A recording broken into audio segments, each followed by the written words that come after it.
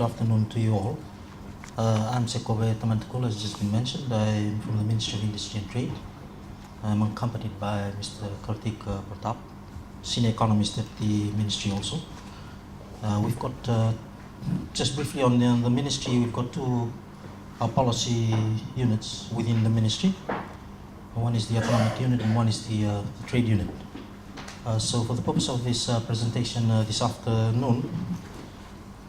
this morning, we'll focus on a couple of key programs and projects that are administered by the Ministry under these two arms in relation to investment and trade, and perhaps if you could take something back in relation to what we'll present in terms of the opportunities that exist in relation to trade and investment. Like I've mentioned, just as an overview, we've got the Industry and Development Division, the Industry and Business Development Division.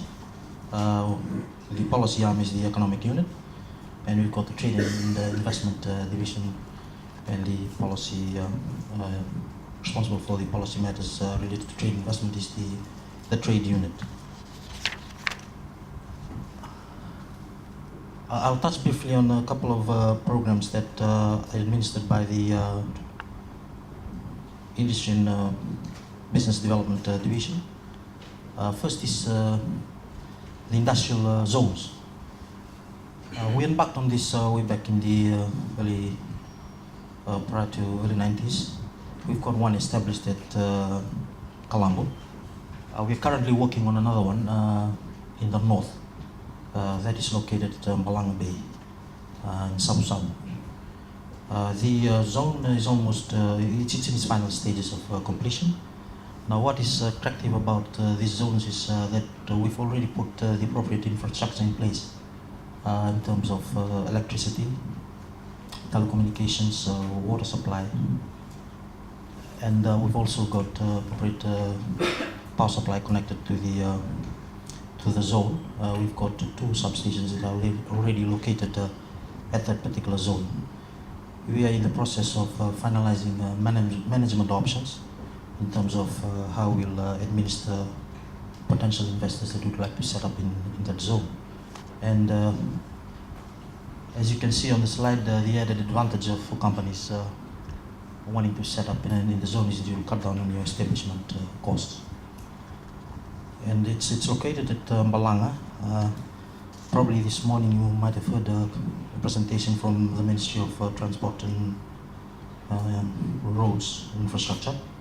There is currently a wharf that is located at Sabu Town. Now there are talks to relocate that particular wharf to Malanga, and it will be situated directly opposite the zone. So that really facilitates whichever potential investor that will be established in that zone. It makes it easier for you to perhaps get your produce across to be delivered. It's just stone throws away from that zone. So hopefully we're working hard to try and get that zone completed. There are a couple of minor renovation works that need to be done, and hopefully we'll finalize the management options in relation to administrating that zone. Our next program that the Ministry administers is the National Export Strategy. This is really a grant for potential exporters. Over the years, we've been allocated 1 million in the budget. For this year, we've managed to convince government to increase that allocation to 1.5 million. And that has been taken up by a couple of companies that are in the export, or currently conducting in the export market. We've utilized that whole budget that was allocated for this year, and we intend to go back to Cabinet to increase that allocation to 2 million. And those are some of the key sectors that we are looking at in terms of assisting increasing our exports. And these are forestry, fisheries, mineral water, agribusiness, the ICT sector, and audio visual. The next probably major program that we administer is the Fijian Made by Fijian campaign. I think this is probably something that is not new to people in the room. I think Australia has a similar campaign in place, the Australian Made. What is probably unique about our campaign is that it's driven by government. It's a government initiative, unlike the other similar campaigns that are really driven by the private sector. But they are moves to probably transfer the administering of this campaign to the private sector. And I recall when we started work on this, we looked at the Australian model. It probably took Australia almost 10 years to actually get the campaign off the ground. For us, this was initiated in 2009. It was really something that the government undertook to look at strategies in trying to reduce our ever-increasing import bill, particularly our food bill. And we had a couple of government agencies that looked at a number of strategies. We were tasked to look at trying to increase or move our local consumers to buy our locally made products. And we came up with this in 2009. The groundwork was set and it was launched in 2011 by the Honorable Prime Minister. We had the Industry Emblem Act of 1973 that was in place that had to be repealed. The act was just a one-page document, and it was more a licensing framework where companies applied to the ministry and were allowed to use the logo made in Fiji. I think for a number of you might recall that it was a take, Fijian canoe. That has been repealed and it has been replaced by the Industry Emblems Decree of 2011 and with its accompanying regulations. And those are really some of the objectives in terms of this campaign. Like I've mentioned earlier, it's trying to reduce imported substitutes, to raise the profile of Fijian-made products produced, and moving consumers to encourage them to consume more Fijian-made products, and building a sense of loyalty. And also, we're looking at the next phase of the campaign is really positioning our products in the international market.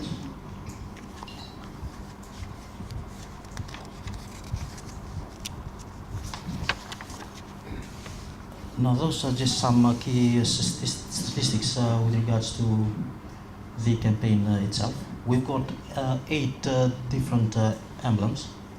We've got the Fijian Made. The Fijian Made is really the flagship of this campaign, the logo. Then we've got the Fijian Grown. We've got the Fijian Made, Fijian Grown, Fijian Product, Fijian Sewn, Fijian Packed, Fijian Sewn, Fijian Designed, and Fijian Assembled. So there are different set of criteria in terms of people applying to use these emblems on their products.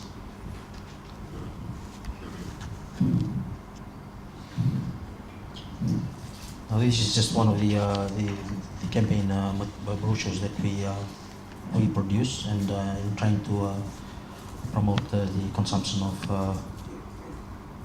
locally produced goods. Now moving on to trade and investment. It's briefly just an overview of the current trend in terms of our trade with Australia. Over the years, the balance of trade is still in the favor of Australia.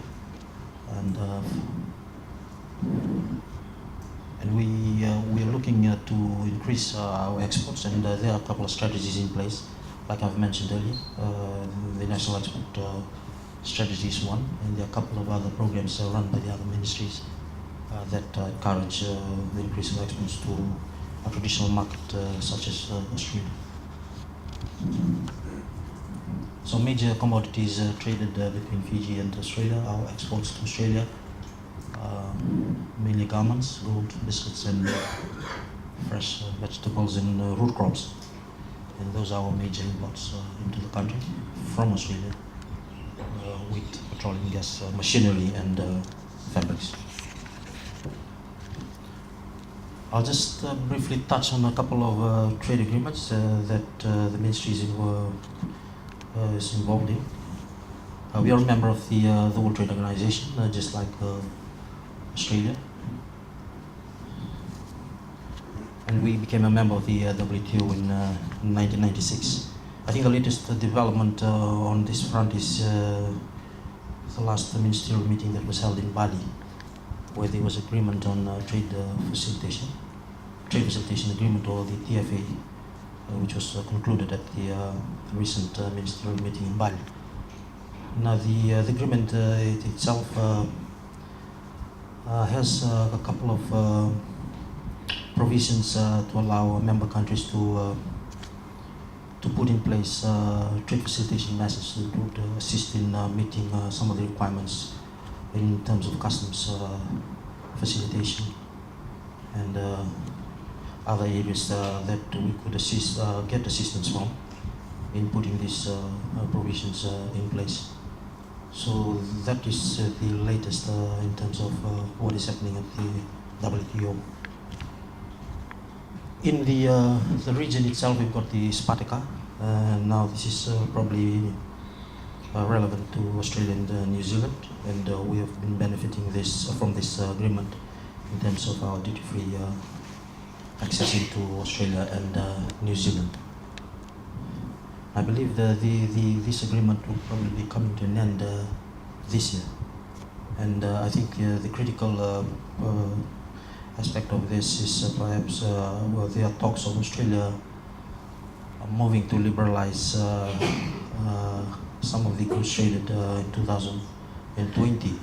Now that will have an impact on our exports to the Australian market in terms of our loss of preferential market access in terms of duty-free into Australia.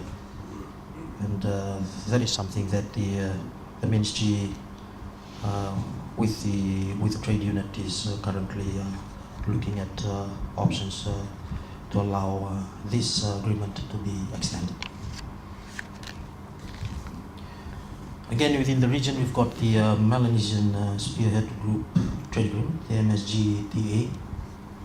There is currently negotiations for revised MSGTA. It's now the MSGTA 3. Now the previous agreement, there were a couple of provisions that it didn't cover a number of aspects. This revised MSG trade agreement would now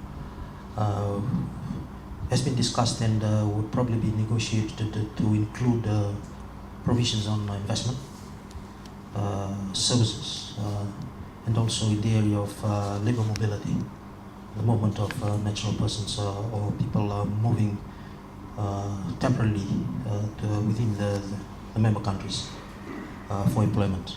And I think that is one of the perhaps large revenue source for our locals who normally move overseas and in terms of remittance back home. And that agreement is expected to be concluded again by next year, 2015. So the officials are working hard in terms of trying to get all the necessary provisions negotiated and agreed upon. And those are some of the key provisions that will now be included, critically on investment, services, and movement of natural persons. The other agreement is the PICTA, the Pacific Island Countries Trade Agreement. We have ratified this in 2002. There are currently 7 member countries who have ratified this, and this is now in place. Now, perhaps the difference between these two agreements is the MSG trade agreement works on changing tariff heading in terms of the rules of origin. You just need to prove that whatever is being imported in raw form, or when you do manufacture and export within these MSG countries, that it undergoes a change in tariff heading. So the Melanesian Spirit Group trade agreement is quite simple in terms of the criteria that you need to export to be allowed duty-free access into the other member countries. The PICTA works on value addition, so this is quite complex. You need to prove to a certain percentage whatever is being used for your imports meet a certain level. So countries are either trading using the MSG, the members of the MSG, or if they feel that they will be able to trade under the PICTA, then they also trade under the PICTA, but using 2 sets of rules of origin. The next one is the Pacific Agreement on Close Economic Relations, the PESA Plus, which is probably now PESA Plus Plus. As you know, our situation, we've been left out of these negotiations following the events of 2006 and 2007. We're hopeful that we will be brought back to the negotiating table. Whatever developments that have been made with regards to the PESA. The difference between PESA and PICTA is that the PICTA is only involving the Pacific Island countries. PESA includes Australia and New Zealand. And from our standpoint, in terms of our being the 2 probably traditional markets, Australia and New Zealand, we hope to get back to the negotiating table and perhaps be part of these negotiations and conclude these negotiations on this agreement, particularly in terms of advancing some of our favorable market access conditions into these 2 markets, Australia and New Zealand. And finally, there's another trade agreement that is currently being negotiated. We've actually provincially ratified the implementation of the Interim Economic Partnership Agreement with the European Union. That was last month. Now we're still negotiating a comprehensive EPA in order to deepen our trade relationship with the European Union at the time. So that, ladies and gentlemen, are just a few key projects and programs administered by the ministry. You feel free to drop us a line or get in touch with us in terms of some information that you might request or might need in these areas that we presented, including other areas that perhaps we have not presented but might be of interest to you. And we've got our contact details. The IAA, these are really investment approvals agencies, and that is the link to all these agencies. I think Investment Fiji is the focal point, and we were trying, we've moved to strengthen the coordination of particularly investment trade missions, inbound investment trade missions, and also our missions abroad in terms of coordination between the various different agencies that handle different investment related approvals. And this is something that the Ministry, together with Investment Fiji and the key agencies, are working on. So as everyone is kept in the loop, and to allow your projects to be facilitated and to be realized on the ground. Thank you very much for your time.